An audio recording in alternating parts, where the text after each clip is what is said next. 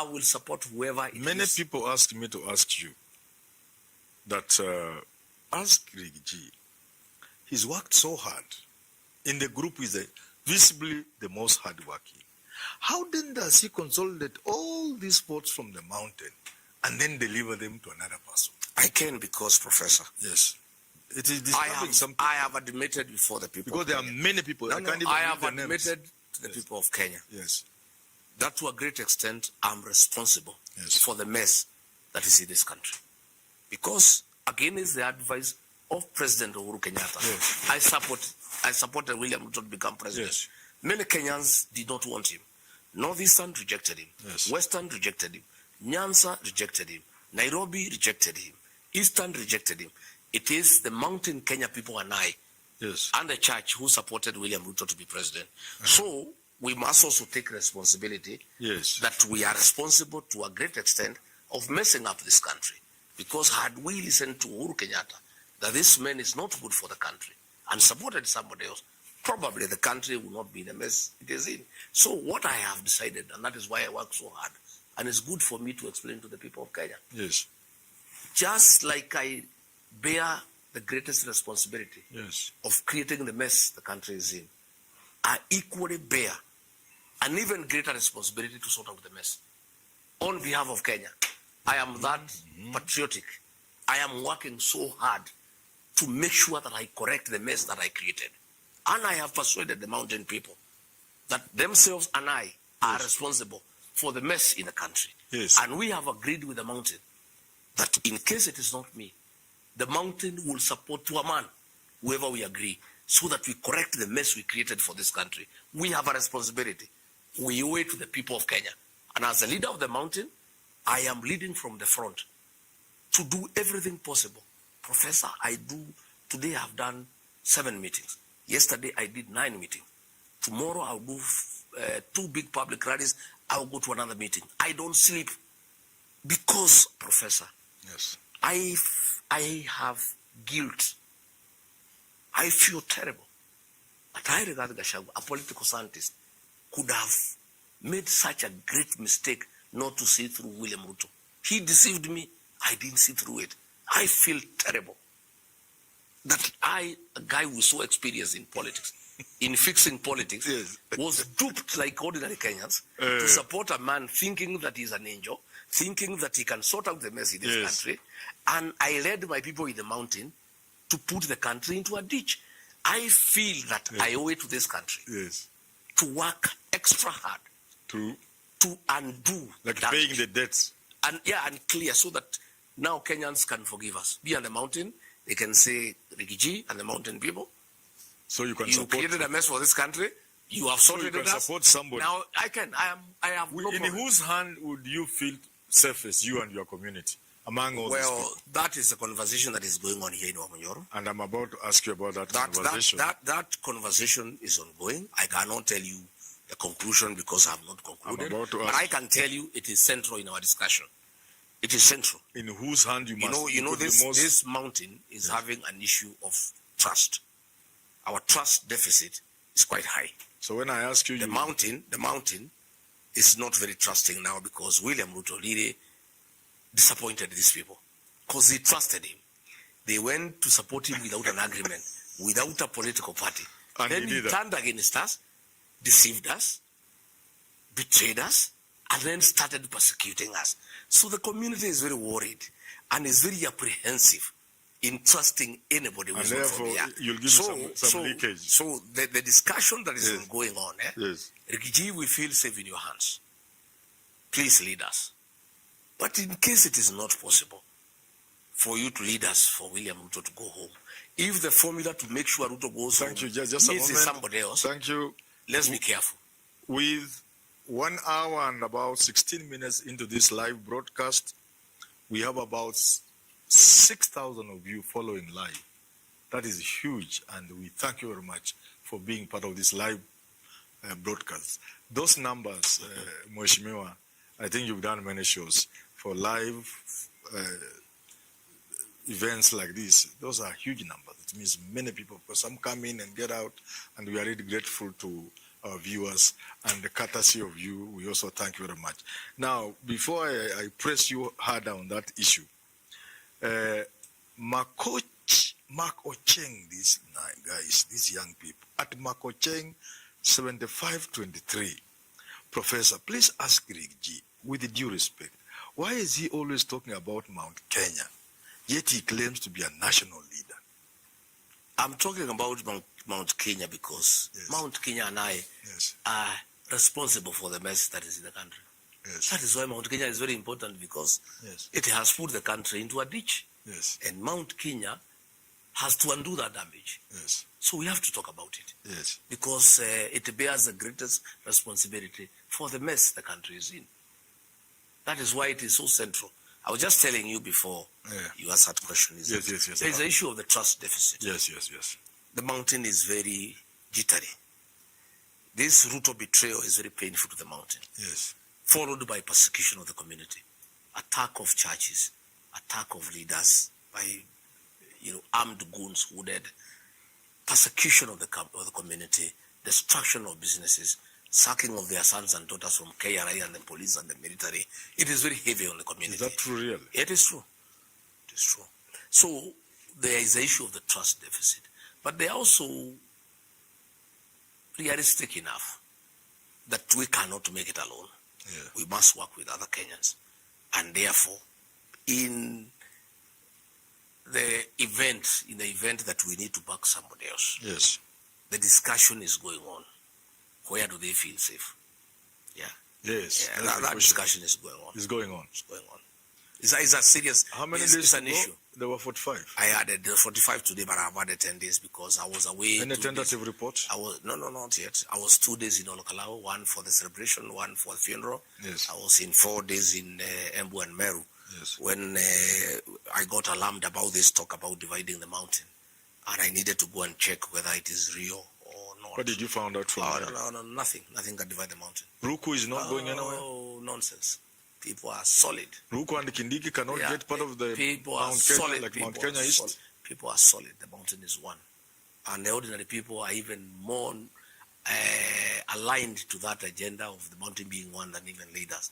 They know the danger of being divided. More used to divide us, and we had very catastrophic consequences when we had a divided mountain. We lost in 1992, 1997. Because so they will not repeat that. It will never happen. Nobody can divide the mountain. I have said dividing the mountain is like cutting a mugumu tree with a laser blade. It won't work. These people will face the mountain when they're united. So when you went to Meru, you confirmed that? I went and came back.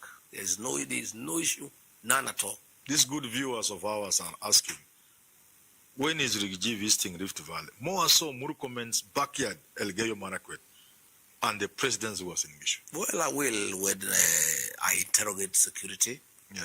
Murkomen has been unleashing terror on me in my own home in the mountain. So I don't know whether they will allow me to face the Kalenjin nation. But that's Kenya. I don't know if they have been unleashing violence on me. Are you willing to try? Yeah, I will try. I am a fearless person. I have invitations to visit the South Rift. How can the son of Mau get to go to Emurua Dikil, to go to Bomet, to go to Kericho? I also have an invitation to go to Elgeyo Marakwet, Kamarini Stadium on Mashujaa Day. I have a standing invitation. I am analyzing that. I have an invitation to go to Garissa, where Duale said I should never step. You will go? I'll go to Garissa. I think let's take the last question here. What is Gachagua's position on the revelations by Junet Mohammed that they were paid millions to impeach him? Well, that is common knowledge. Everybody knows. Riek G had committed no crime. He had not violated the constitution. William Ruto wanted to get rid of me. But since I held a constitutional office, it could only be done either through death or impeachment. They had tried to kill me twice. Once in Kisumu through poisoning. Once here through poisoning. It didn't work. Then they decided this poisoning thing, is it politics? Is it politics or is it true? No, it's true. It's true. Twice. So they decided to get rid of through impeachment. And they bribed senators, they bribed MPs. Everybody knows. I even wonder our judges, because they live in this country, when they make some of these conclusions, I don't know what it is all about. So what Junet is saying, what Jalango is saying is in public domain, and I trust the Court of Appeal judges will take judicial notice of what is being said in public and make the right decision that we were removed in office unconstitutionally. In fact, the High Court pronounced itself that the process of removing us was unconstitutional. Yes. Then went ahead to have a constitutional absurdity by saying the process of removing Rigiji was unconstitutional, but the product of that unconstitutional process stands. And they gave you 50. Can you share? I can't take it. I don't need money. You didn't take it? I am not interested. You cannot compensate my rights with money. My rights. Do you still have hopes in the process? Yeah, I have hope in the process. I believe the Court of Appeal will grant justice, and the process is ongoing. Yes. Yes, ongoing. Any prospect for Limuru 4? No, not necessarily. Wamanyoro is shut the path for... It has changed from Limuru to Wamanyoro. Oh, the center has moved. The center has moved. Yeah. So your decisions will be made here in Wamanyoro. The center has moved from Limuru to Wamanyoro. Everybody comes. So after these 55 days... Everybody comes to Wamanyoro now. We don't have to go to Limuru. Yeah. Decisions, concerning our people will be made here. There are people who have been looking at the political map and saying it does appear like Kenyans want youthful leaders, Kenyans want change, Kenyans want people who are tough, Kenyans want no-nonsense people, especially fearing Ruto could play games. And initially, they had wanted Machangi for that, but somewhere along the line, I don't know. They are saying he faltered. I don't quite know. He's my friend. So that leaves, according to them, Rigathi Gachagua and Sifuna. And they're asking, in the event that he's not cleared to run for office, would he pair Sifuna with Medu? Is it a possibility? I like crossing bridges when I reach there. Yes. For us, as far as I know, I'm a candidate. I have not been barred from running because Article 99, sabbatical free, says nobody can be barred from running for office until you exhaust all the legal remedies available by law. There are two remedies remaining for me, the Court of Appeal and the Supreme Court. As far as I'm concerned, it has been done before. Ruto, they had issues at the SEC, and the High Courts allowed them to run because you cannot be denied the right to vie when you have not exhausted the available remedies that are given to you. So I believe I'm still a candidate. In the unfortunate event that I'm bad, we'll cross the bridge when we get there. I don't want to be speculative. But now I can tell you whether I'm running or not. I'm a player in this equation. My party is strong. Are there challenges within the opposition you see that could derail your efforts at having one candidate? I don't see, because when I listen to the people of Kenya, they want us to have one candidate. Anybody who doesn't align with the people of Kenya will become obsolete. You remember 2002, when Mwai Kibaki was agreed on, everybody else, and Simino Yachai went on his own. He went on his own. History will repeat itself. I can tell you from where I sit. So anybody who deviates from this single presidential candidate, thinking you will be go on your own, you will be a non-starter. You get a few hundreds, a few thousands here and there, and you become obsolete. The reason why I'm asking this question of one candidate, you people make it appear like all you need is just one candidate. Is it not also a question of the caliber of that one candidate? The sort of person he has. Even if, for want of other things, let's just say even the energy levels. Because a presidential campaign is not a job.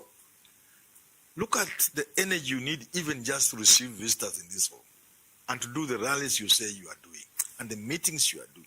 Are you convinced that it's just a question of... I think when we get to the negotiation table, these are issues to be considered, in my view. Like myself, I am saying, I'll say, nobody can steal an election from me. I have demonstrated in Olkalau. It was stolen in Malaba. It was stolen in Bere. It was stolen in Emurua Dikil. But where I had a candidate, my own candidate, I was able to stop it. We'll be able to argue before our colleagues. For your The colleagues. capacity to mobilize resources. But you would agree with me. Yeah, no, it's an important The factor. quality of the candidate. No, is even important. removing a sitting president Yes. is not a walk in the park. Yes. That is why we are calling on everybody to put in hard work. Yes. Everybody must put hard work. There is no shortcut to hard work. There must be. And there is no replacement for effort. And that is why on my end, I am putting a lot of effort. Yes. I'm working hard. And I want to say I'm pleased that Kenyans have noted that I work hard. Yes. Because I can see on online. Yes. Kenyans are saying, Rigi works hard. Yes. And you want everybody to work hard. So I'm happy that Kenyans acknowledge my commitment Yes. to this struggle, to liberate this country. My commitment, my ability, my capacity. I work hard. I work like a young man. I'm 62 years. Oh. But even my young guys, sometimes they ask me to slow down. We go for a break. Eh? I say there is no break. Let's continue. Yes, removing Ruto is a non-stop 24/7. So it You is. cannot go on break because if you falter a little, the guy will come back. Yes. And my concern and my worry, Yes. and I've told my supporters, if you look the extent to which this guy is going, Yes. the level of impunity, when he needs votes, Yes. what if he comes back and he doesn't need votes? He'll kill all of us. Yes. At least now he's a little bit hesitant Yes. to harm us. If he went for a second term, he'll harm us. If he is attacking churches when he wants votes, a man who wants votes, Professor, is And attacking the Church of churches. Christ. Yes. What if he doesn't need votes? What will happen to this country? If a man who needs votes has unleashed goons to terrorize Kenyans, what if he doesn't need votes? 5 years. If a man who needs votes is selling public assets without caring, what if he comes back and doesn't need votes? If a man who needs votes is getting on top of a vehicle and abusing communities, what if he doesn't need votes? This man will be a terror. There will be no country. And therefore, He'll take everything from everybody. view that he He'll must be take our stopped. land and our women. he must be stopped. He must be stopped. Because when you look at the level of impunity, Yes. the man is a daredevil. Yes. How does a man who needs votes bring terror on Christians inside church? And he doesn't care. He sends people inside church to attack them, and he needs votes. A man who needs votes sends askaris and policemen to beat voters in a by-election, and he needs votes next year. A man who needs votes is getting everything stolen. Does that speak to his courage and That- confidence or lack of No, proper it's whom understanding? he is. Is a guy is whom he is. He is not able to restrain himself. His appetite for public land is insatiable. He is not able to restrain himself even when he needs votes. His appetite for sale of public funds is insatiable. He is not able to restrain himself even when he needs votes. The brutal man he is, Yes. he's not able to restrain himself, but he is sending police and goons to attack Christians inside church when he needs votes. The brutal man he is sending policemen to rain terror on women and everybody during an election, during the day without caring. Yes. Because he is brutal internally. He's not able to hide the viciousness. That's him. That's a character in him. And he's not able to suppress it. It's only that he was able to, why as deputy president he concealed is because he didn't have power. If he had power, he would not have been able to conceal. With the power that he has, he controls the instruments of violence. Yes. He controls the public resources. He's not able to camouflage whom he is as a person. But then you can imagine, I think he's trying to a certain extent. What if he got elected? But people are also And he doesn't need but people are votes. also saying this G man is tough. Tough in terms of, Tough like you are domineering. no. I'm just responding to Like situations. in the mountain here, if you don't I am just responding to situations. if you Professor. don't recognize the G, No, it's not Regi. you don't survive. It's not Regi. Yes. It's the unity of the mountain. You know, the mountain, for us to be relevant, for us to be part of the national conversation, Yes. our relevance is based on our unity Talking about relevance. and our numbers. So if you allow Yes. William Ruto and his cronies Yes. to divide the mountain. This mountain becomes useless. Nobody will even talk to us. Our vote is only useful when it is one. If it is divided into Mount Kenya East and West, it's useless. That is why, on behalf of the community, as a custodian of the community, Yes. I fight with my life to preserve that unity. For the community. And it's not Not that community. It has nothing to do is, with me. It has nothing to do with me. I don't have any position, Professor. I don't have a salary. I just work for the community. The community must also really, so to speak, get something out of this arrangement. For example, in the event you are not absolutely. and they don't have a absolutely. When that thing Ruto was fighting is why I don't know shares many. Yes. Politics is about interest. You have no regrets about the shares? Oh, nothing whatsoever. It's the way governments are formed. If for whatever reason I'm not running and we have to support somebody else, yes, what is there for us? There must be something. Oh, yeah, absolutely. We don't just give votes like that. Let me pick one thing. In the election of 2022, Uhuru Kenyatta said the Mount Kenya people are not running for president. They must have the very least running mate and Nairobi governor. Are you thinking along those lines? I have not gotten there. And I don't want to speculate. Yes. I am a presidential candidate. Yes. If for one reason or another my colleagues persuade me yes, that if I'm presidential candidate, William Ruto will come back, I'll sacrifice my ambition. Because William Ruto must be removed. Yes. Because he's not good for this country. yes, And if he comes back, he'll destroy this country. He'll kill people. He'll maim children. He'll steal everything. So there will be no country. Yes. So for that reason, Willie is willing to sacrifice his presidential ambition to make sure that William Ruto is one time. What is the minimum he will take after that? We'll discuss. Governments are formed through discussions. Yes. And for whatever reason, I am not the presidential candidate. Yes. And I need to support somebody else. There must be some concessions, some consideration. If we make you president with our 8 million votes, yes, what is there for us? There must be something for you. Guaranteed minimum return for our cash crops. Yes. Completion of stored projects. Good prices for coffee, tea, and milk. Market for our agricultural projects. Yes. Security for our businesses. Yes. A good tax regime. Yes. There will be interest for the mountain people that I will negotiate with whoever. If it ever comes to that, I'm a tough negotiator. You know, I did not negotiate with William Ruto. I negotiated in a very simplistic manner. You trusted him. I trusted the man. I said, worst mistake I've ever made since I was born. And I regret that. So mistake. In the event you are not a candidate, I was very green. You put in a hard bargain. I was green and naive. Yes. And it has cost my community dearly. And I really regret. And I have apologized countless times to my community. Yes. That I went to a wedding without a plan. I went to a wedding without my own vehicle. Yeah. I was a bride. I went into the bridegroom's car. And then reaching the river told me, get out and get off and go away. And I really regret that I was very naive. Yes. I was very trusting. I was very nice. Yes. You know me, I'm a Christian. You know, I'm a husband to a reverend. Yes. So when somebody comes and says he is saved, I am normally very mellow. I just agree to whatever I'm being told. But once bitten, twice shy, I want to assure my people, yes, we will never get there. If I'm not the one who will support whoever and he'll win. And my little professor, let me say here for the record. Yes. Whoever this mountain supports in the next election will be the president. Will be the president. If the Rig G will be the candidate, obviously he will be supported by this mountain. He will be the 6th president. Yes. In case Kalonzo Musyoka is the flag bearer, yes, with the support of this mountain, he will be president. Yes. In case it's Dr. Fred Matiang'i, he will be president. Yes. Edwin Sifuna, Eugene Wamalwa, Mother Karwa, name it.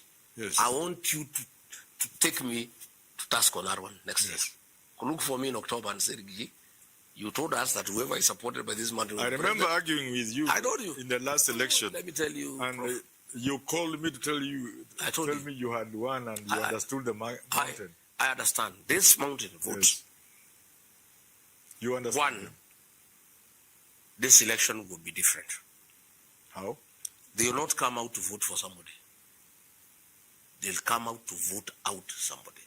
And in the process, elect somebody else. Yes. Because for you to vote out somebody, you must vote somebody. Yes. But the motivation to wake up is to vote somebody out. somebody who has betrayed them, somebody who has deceived them, somebody who has humiliated them, somebody who has persecuted them, yes, somebody who has abused them and gotten his friends to abuse them. yes, They'll come out to vote somebody out. yes, And it will be ferocious. For the mountain, voting out somebody is more sweeter than voting in somebody. Yeah, they relish. They really enjoy voting somebody out. They'll come out to vote somebody out. Yes. They'll also come out to vote out the traitors of the community. All of them. None will survive, Professor. And you'll ask him, you'll call me. Traitors. Fulani ameanguka. Nani Kimani Ichung'wah nyumbani. Nani nyumbani. Nani nyumbani. Yes. Nyumbani. In the process of voting William Ruto out, yes, the mountain will vote somebody else in. So once we agree, yes, is Ricky G, if it's not Ricky G, it's my cousin Kalonzo Musyoka. It's not my Kalonzo Musyoka, it's my cousin Eugene Wamalwa. yes, It's my other cousin, my younger cousin Sifuna. yes, It's my other cousin Matiang'i, whoever. And it doesn't have to be cousins. Even if it is agreed, it's our in-laws from the Ma. Even if it is whoever. Once we have agreed, and we'll agree, because among my colleagues, when we sit, something comes out. We all look at things differently, by the way. We disagree on many issues. yes, But there is one issue we all agree, and there is no dispute, and there is no argument, yes, that everybody must agree we shall have one single presidential candidate. And all the players have committed that if it's not me, I'll support whoever it is. And that is why I'm happy. That's why I'm even not bothered. Even when people don't see us together, we don't have to be seen together because that commitment is there. And from where I sit, yes, with my little experience, yes, I have persuaded my colleagues, and I believe I'm right, that the only way to win this election is to consolidate regional blocks. and then First. we put them together. Then we put them together. Then we urge the payslip holders. We urge the agencies. We want to beat this guy by a margin of 6 to 7 million so that he doesn't even have to go to the Supreme Court, you know? And if everybody can consolidate, and I'm very happy with what is happening in Western Kenya last weekend. I was very happy. Okay.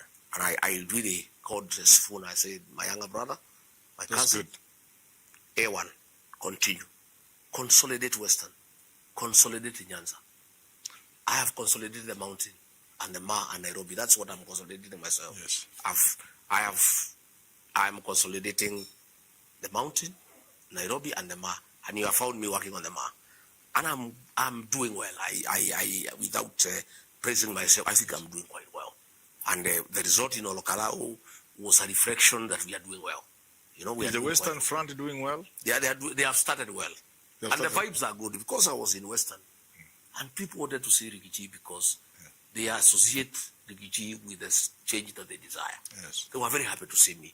I could see their one term. Yes. But the leaders there had not put the act together to do political consolidation. Does Mudavadi, with the Wetangula and the Paranya and perhaps somebody, do they have what it takes to stop this new wave in Western? Nothing is unstoppable. You know, I was in this wave.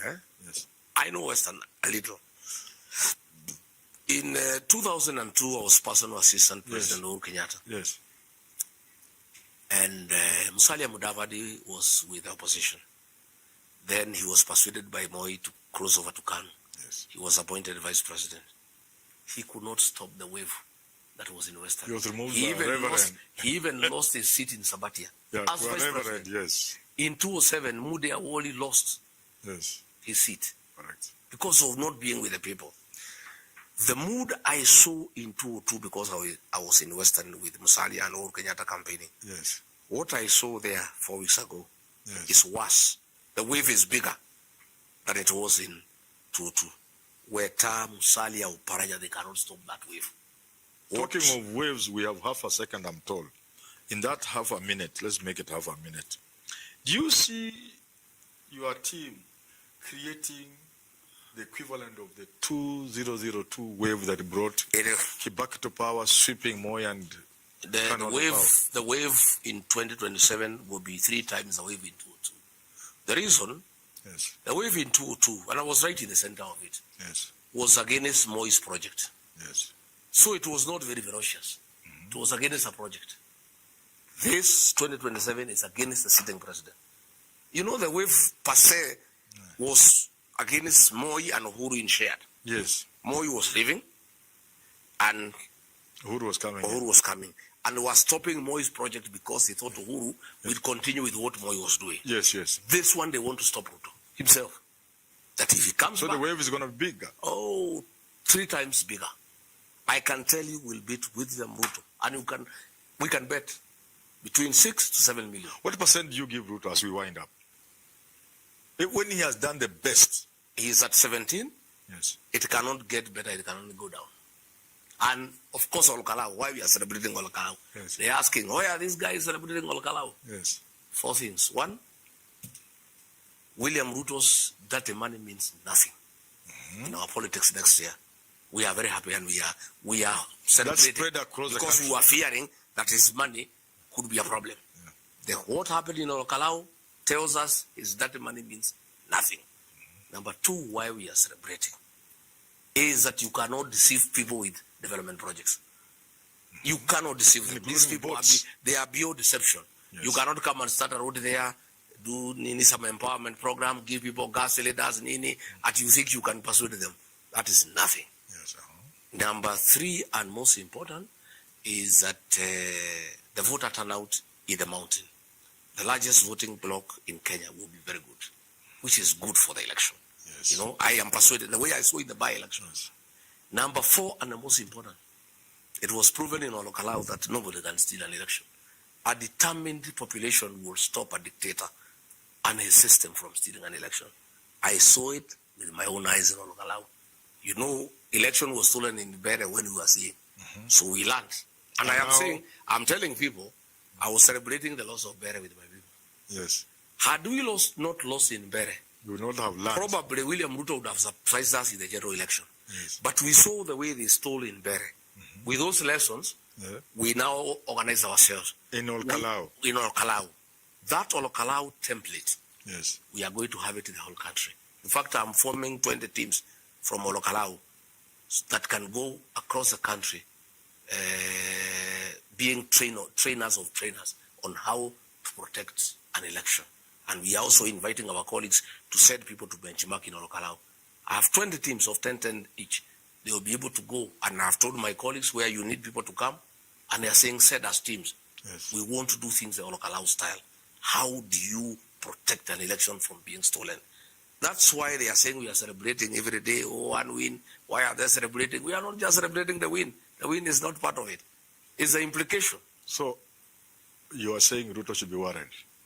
He should be worried. He should be preparing on how to go home.